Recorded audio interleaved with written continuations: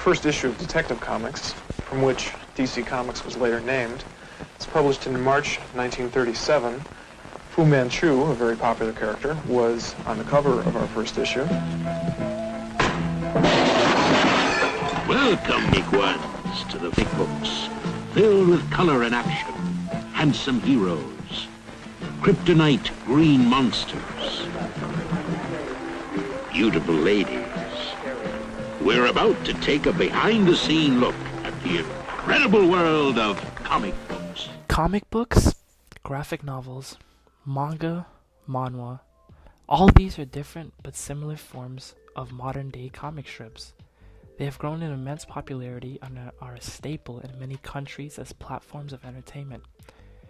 Comic books or graphic novels have existed for a while.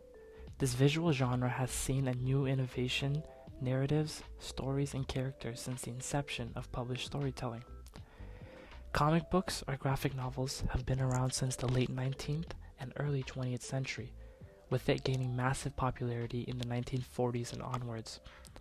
This massive love for this new visual format of storytelling was once considered innovative and intriguing because of its beautiful illustrations and vibrant colors. However, before I proceed any further, I believe it's important to establish some context as to what exactly constitutes a comic book and a graphic novel. To begin, a comic is essentially a published story that consists of art in the form of sequential panels that are juxtaposed with one another, usually paired with text to convey a visual narrative. Since the 1930s and 40s, the comic book industry was basically propagated and dominated by two of the biggest comic book companies we now know as DC and Marvel Comics. With titles such as Superman, Batman, the Hulk, and Spider-Man, and many more, these two companies would not only dominate the industry globally, but also influence a whole generation of comic book artists and stories. This would be considered the golden age of comics, with the likes of creators like Jerry Siegel, Joe Shuster, Stan Lee, and much more creating some of the most influential works to date. Eventually, these stories were published in consecutive magazines, formulating a bigger story or a collection of chapters that would be called a graphic novel. Hence, the main difference between a comic and a graphic novel is that the graphic novel contains complete stories or narratives, whilst a comic book only contains a small body of work, usually a chapter or two, in numerous works in serialization. Now that we've established what a comic book is and what a graphic novel is, let's turn back to the chronological timeline. DC and Marvel Comics were dominating the industry, and so they were really perpetuating the ideal comics at the time, things that would be easy to market. These comics were oftentimes catered towards teenagers, predominantly young boys with their flashy power plots and visually stunning battles. However, as time progressed, the industry and the subgenres of comic culture diverted and became distinctly different through its new waves of authors and fans. By the late 1960s and early 70s, there was a new wave of comic book creators who emerged in what is known as the underground comic industry, or as we would call it, the mature reads. These new genres would depict youth counterculture, showing things like drug use, extreme violence, sexualized image, and overall mature subject matters. And as I stated earlier, these new genres of comic books would manipulate mature content that we would regularly see in other publishers or media. The reason I bring this up is because the new wave of comic culture would eventually lead to a mass spread of mature comics, or as we usually prefer them, as comics intended for older audience, where the topics, whilst controversial, would be marketed towards specific groups of people and audiences. We begin to see new innovative comics, such as Alan Moore's The Watchmen, an influential comic book that took qualities from underground movements and used it to commentate on our contemporary anxieties, politics, and the satirical state of superheroes.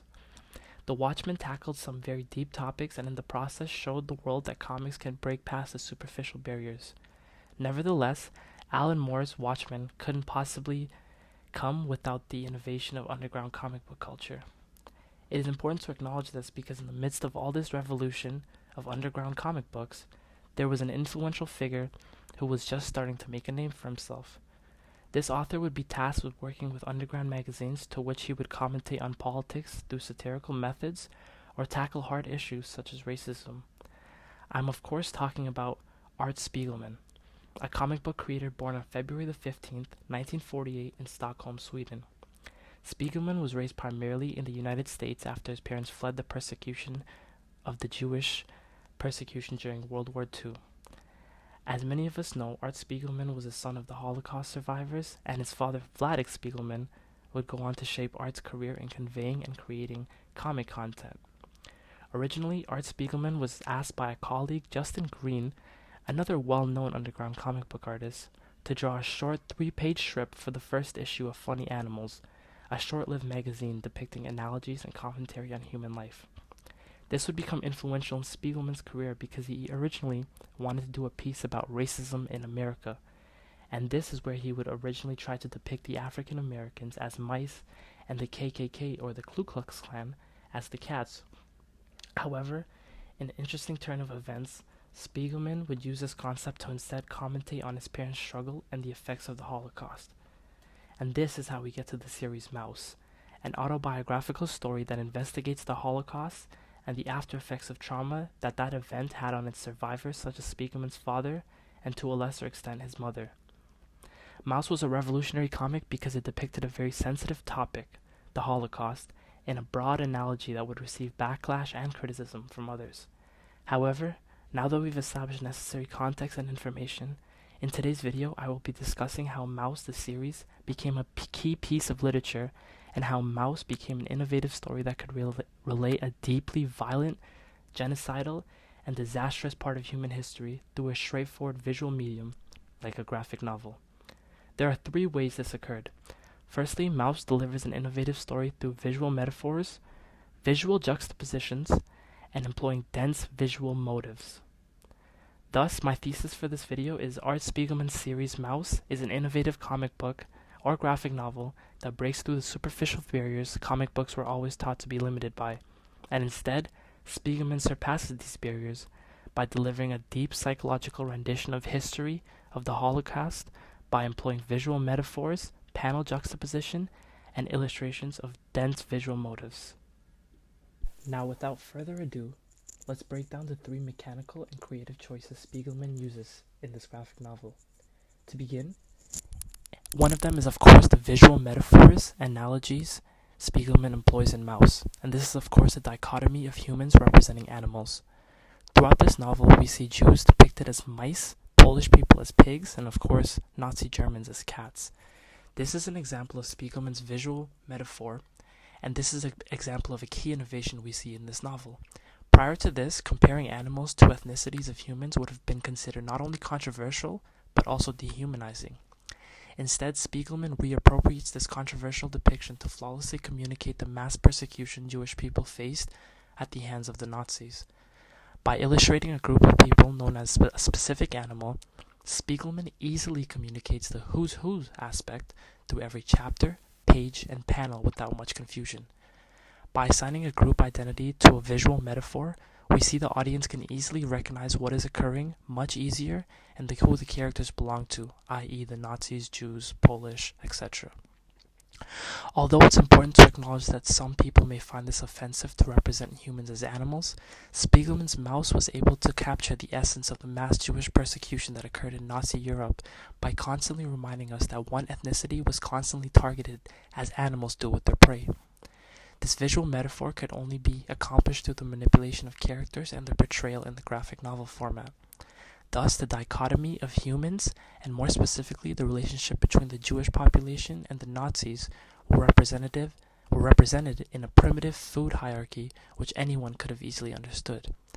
As evident, we can see this all across the Mouse series, and we are slowly introduced to different groups of people through different representations. For instance, on page 28 of the first book, we see how the Polish police officers are illustrated as pigs who have come to investigate. The relationship between pigs and mice have no inherent danger in the real world, and this is what Spiegelman communicates. The Polish population are not inherently dangerous to our Jewish community, but they still possess size, which insinuates they are dismissed from the hierarchy of animals in World War II. In addition, on page 33, we see the Nazis for the first time represented by cats with a strong drop of Nazi symbolism in the background.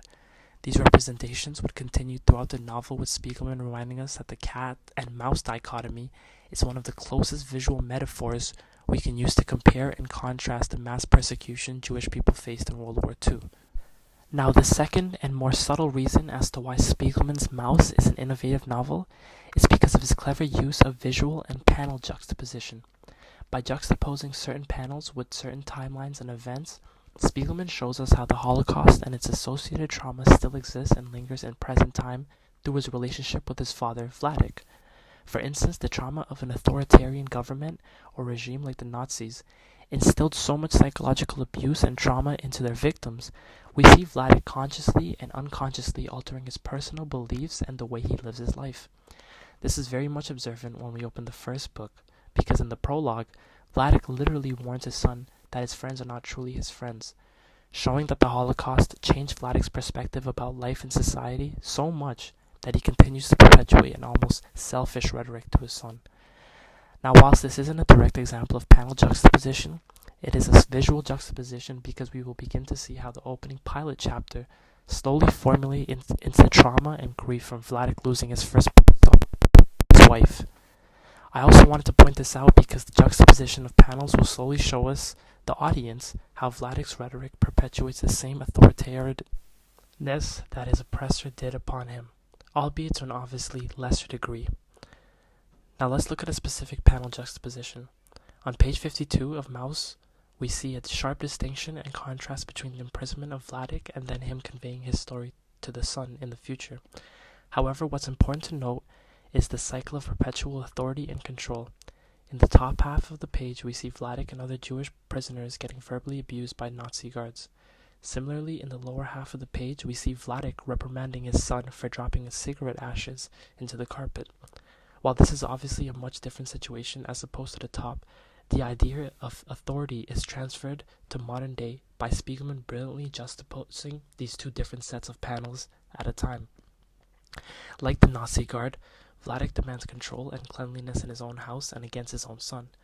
This goes to show how ideas of control and authority can continue to be perpetuated by the fear of violence and extreme levels of trauma.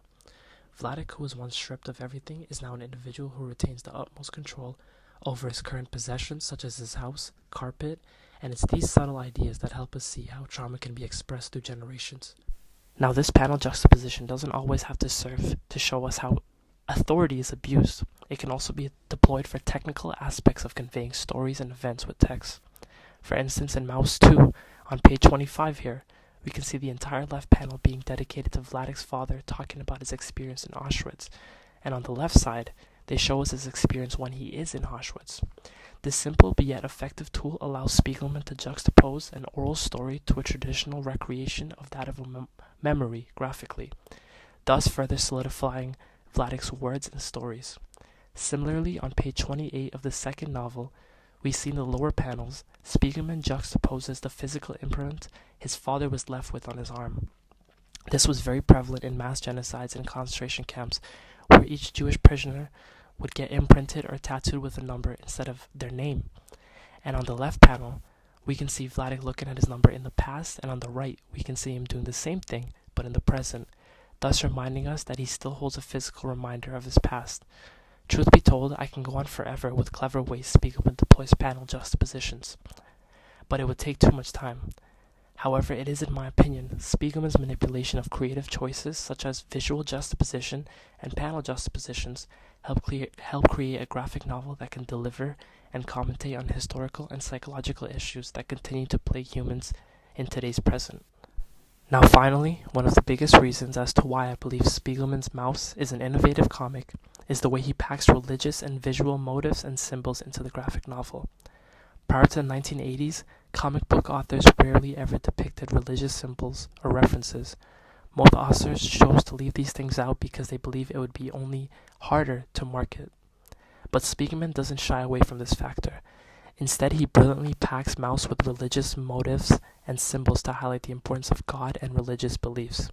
After all, religion offers solace and sanctuary to many people, and so it makes sense that the Jewish symbols and motives were illustrated to show how the Jewish population still used their faith to guide them. We can see this occur on multiple pages throughout. Take, for instance, page 57. Here we see this religious figure, who was most likely a rabbi, illustrated in a grandiose manner. The rabbi is depicted as a larger-than-life figure whilst being contrasted with a dark background with stars, insinuating the idea of divinity and hope. This panel explains that Vladik only mentally survived because he was reading his holy book in a process called the Parshas Truma. Now another instance is in Mouse 2. Spiegelman shows us his father's number he was imprinted with upon arriving in Auschwitz. While it's less obvious, the Polish priest who sees Vladik's sulking breaks down the numbers he was imprinted with and explains that 18 is the Hebrew number for life and 13 is when a Jewish boy becomes a man, thus further perpetuating religious motives.